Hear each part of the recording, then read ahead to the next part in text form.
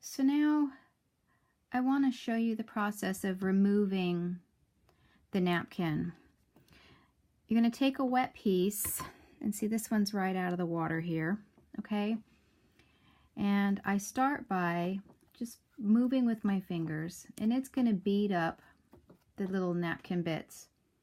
You see how, let's see if I can get it to focus for you. You can kind of see them rolling up here and rolling onto my fingers, okay? So I usually start by that because it gives you a really good feel of your piece, okay? And once you feel like they've gotten all out to begin with, the first layer, then just drop it back in the water. And I'm going to pull another one out so that I can kind of move this video along. Now I've already rubbed the first layers off of this.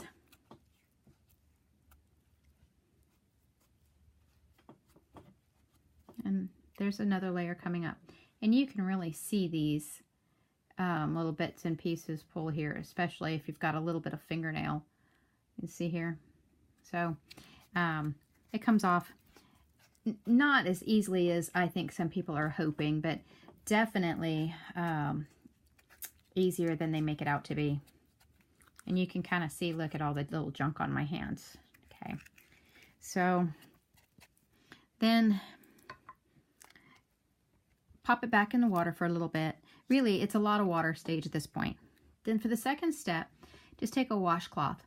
Now I've tried dry and wet, and I just kind of prefer wet. It doesn't seem to make it any faster or anything. It just like it better for me. And you're just going to rub it kind of gently.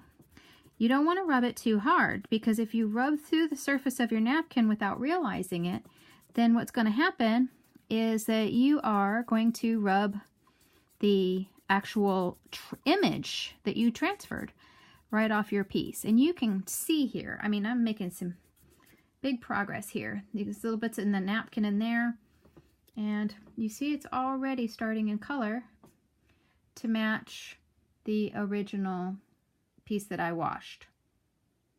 You see? And you can see the glitter coming through on that one, and you're starting to get little bits and pieces of it on this one.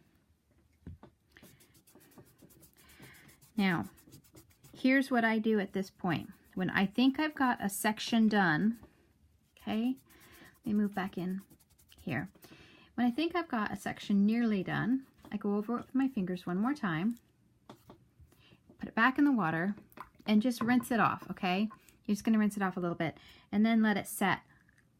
When it dries, you're going to see those little white little thingies that I was showing you earlier.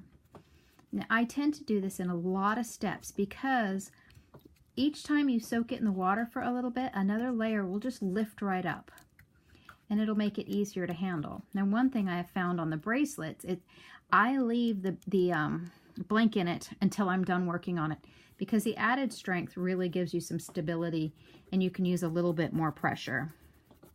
Okay, so let's go ahead and put that one back in, and I'm going to show you on this little hairy piece because it's really easy to work with.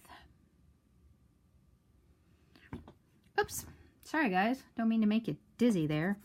Okay, so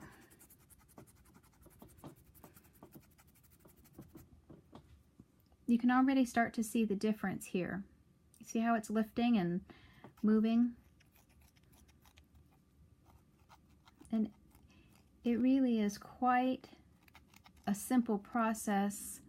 It's just time consuming. The best time to do this, quite frankly, is sitting in front of your favorite TV show. Sorry, my hand's bothering me a little bit, so I'm going to set it down. But I think you can kind of still see the process. Once it dries, you'll be able to see, let's see here if I can dry it off and show you maybe.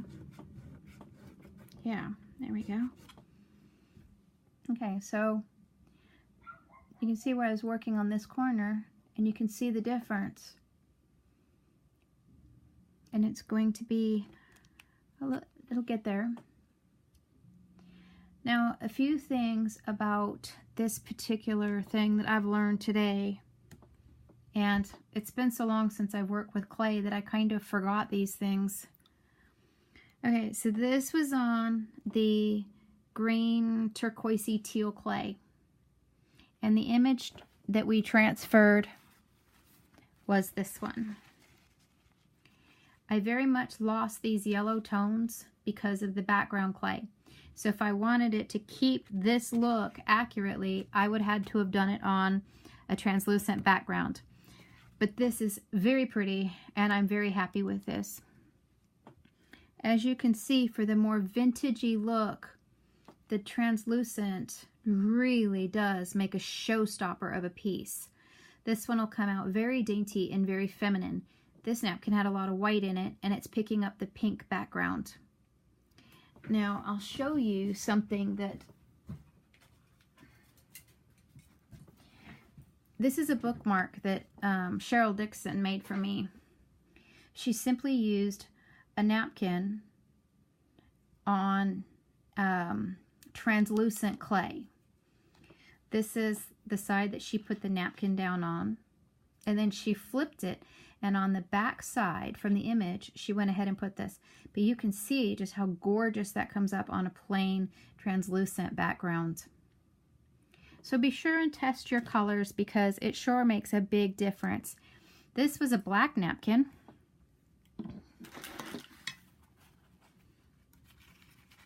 And so this is an all black napkin, and I used the top layers translucent and the bottom this unbelievably gorgeous purpley color.